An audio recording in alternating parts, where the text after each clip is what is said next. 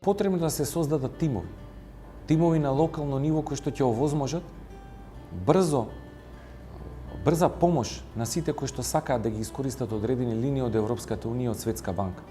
Всушност, се она што требаме да направиме, е да веруваме едни на други, да создаваме поголеми трајни врски помеѓу извршната и локалната власт, да овозможиме на приватниот сектор што повеќе можности да ги обучиме, да не се стравиме да признаеме дека ни е потребна помош. Затоа низ годините ИПАРД програмата е една од најидеалните мерки кои што можат да се применат во туристичката индустрија, да се применат со план, со стратегија и да се отворат нови сместувачки капацитети токму во туризмот, во локалниот економски развој кој што во овој момент ние според мене е една од најслабите точки. Ако ние сакаме да развиваме Преспа и во текот на денот можат да дојдат дури 20 до 25.000 туристи кои што ќе ја посетат, не е возможно тоа да се случи само со 800 кревети. Всушност ќе создадеме галама, ќе го изреметиме мирот на локалното население, но тие нема да го видат бенефитот, бидејќи финансиите ќе ги заобиколат.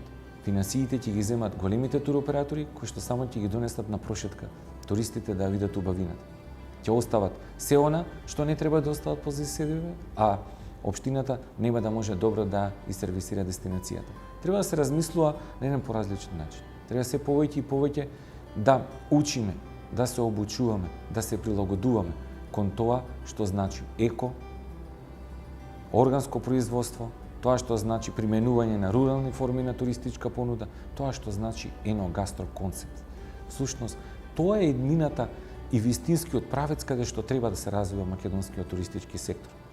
Луѓе кои што тоа ќе го практикуваат, да ги отвориме своите куќи за туристите, да им овозможиме автентично сместување со европски услови, со чисти тоалети, простирни соби, со стандарди кои што ќе бидат доволно категоризирани, со сместувачки капацитети од кои што ќе се гордееме.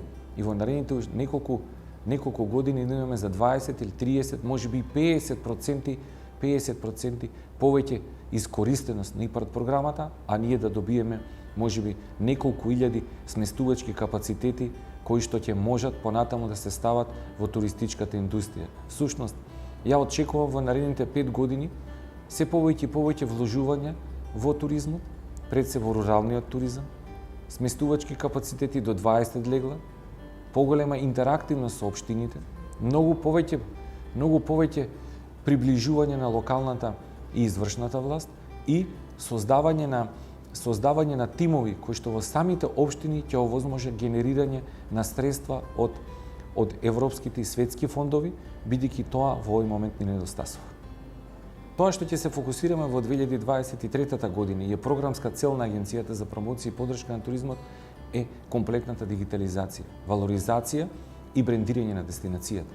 Всушност, 2023 година треба да ги поставиме туристичките знаци, за да знаеме како да се ориентираме и каде да ги посетиме нашите локалитети, да имаме апликативно решение кое што ќе можеме да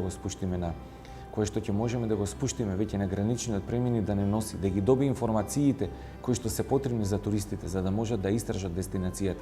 Нема да биде потребно да се јавуваме на автобуските станици и да велиме дали има билети или не, туку директно да можеме да си ги купиме. Всушност, тоа се европските и регионалните практики. Ние само треба да ги пременуваме. Зар не е убаво кога ќе влеземе во нашата земја да имаме една голема туристичка мапа на првиот билборд, QR код каде што ќе го спуштиме и каде што ќе ни пишува добре дојдовте во Сончева. Тогаш велиме дека сме успеале да ги брендираме нашите патни правци, да ги брендираме нашите наплатни места со токму тоа. Велиме дека сме во процес на ребрендирање на дестинацијата, брендот Taste Life, кој што беше на отворениот Балкан, ќе се потрудиме истиот да го покомуницираме во 2023 година и се надеваме дека ќе го надградиме. Всушност, овие неколку години не се предизвикувачки години во кои што треба да инволвираме се повеќе туристички работници, институции кои што ќе дишат со ист воздух со туристичката индустрија. Всушност, треба да создадеме туристичка инспекција, туристичка полиција која што нема да казнува, туку ќе предупредува. Туристичка полиција која што ќе се фотографира со туристите, но така милно ќе ги провери дали имаат платена туристичка такса. Се тоа е практика од европските земји. Било каде да отидете, ќе се насмендат, ќе ви ги проверат документите и ќе ви посакаат добре дојде и што е потребно повеќе. Само треба да отворите интернетот, да спуштите мапа и да уживате во дестинацијата. Тоа е туризмот. Туризмот е живот, туризмот е едно големо патување. Се надевам дека ние ќе го возможиме тоа.